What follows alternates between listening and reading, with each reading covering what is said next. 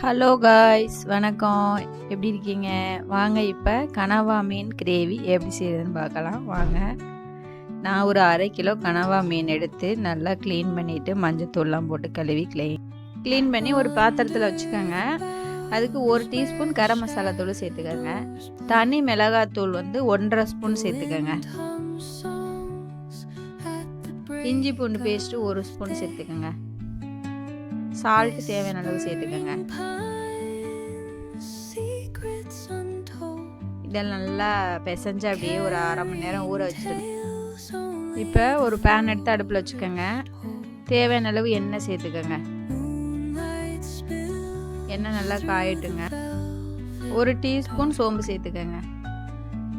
சோம்பு நல்லா பொரியட்டுங்க. கருவேப்பிலை உருவிக்க சேர்த்துக்கோங்க ஒரு கொத்து. பெரிய வெங்காயம் நான் 3 பெரிய வெங்காயம் நல்லா பொடிசாக கட் பண்ணி வச்சுருக்கேங்க. அதை சேர்த்து நல்லா கிளறி விடுங்க.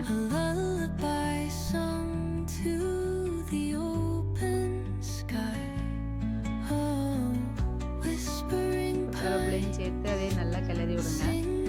இஞ்சி பூண்டு பேஸ்ட்டு 1 டீஸ்பூன் சேர்த்துக்கோங்க.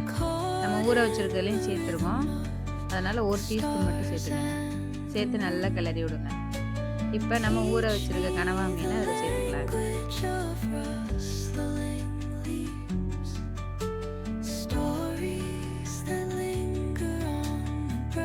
எல்லாத்தையும் சேர்த்து நல்லா கிளறி விடுங்க.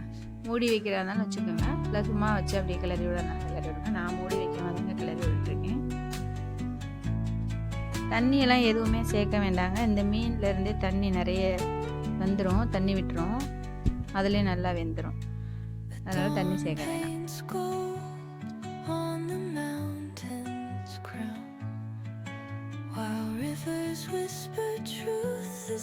இந்த பாருங்க தண்ணி எப்படி விட்டுருச்சுன்னு. இப்போ பெப்பர் தூள் 1/2 டீஸ்பூன் சேர்த்துக்கோங்க. உப்புலாம் தேவைக்கிறத பார்த்து போட்டுக்கோங்க. அவ்வளோதாங்க, கனவா மீன் ரெடிங்க. செஞ்சு பாருங்கள்.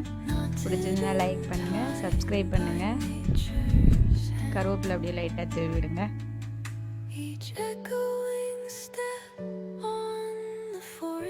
அவ்வளோதாங்க, கனவா மீன் ரெடிங்க. ஓகே, பாய், தேங்க்யூ.